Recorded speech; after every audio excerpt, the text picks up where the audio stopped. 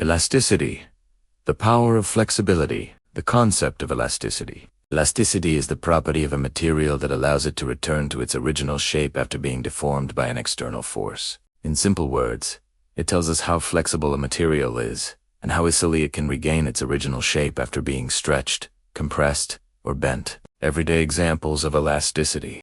Rubber band. Stretch it, and it returns to its original length when released. Spring.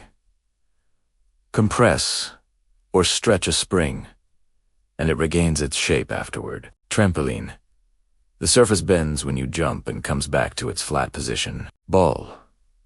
Press or throw a ball. It deforms temporarily and then returns to its original shape. Elasticity is observed in countless daily objects around us. Elastic limit. The limit of flexibility. Every material has a limit to its elasticity, called the elastic limit. Within the elastic limit, a material returns completely to its original shape. Beyond the elastic limit, permanent deformation occurs, and the material does not fully recover. Example: stretch a rubber band gently, gives it, returns to original length. Stretch it too much, gives it, may break or lose shape permanently. Stress and strain. To understand elasticity, two important concepts are used.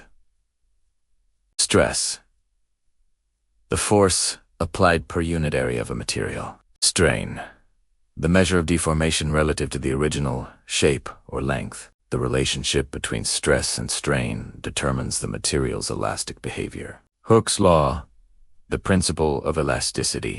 Hooke's law states that as long as the material stays within its elastic limit, stress is directly proportional to strain. In simple terms, the more force you apply, the more it stretches, but proportionally. Example: place a weight on a spring, it stretches. Remove the weight, gives, the spring returns to its original shape. Applications of elasticity. Engineering.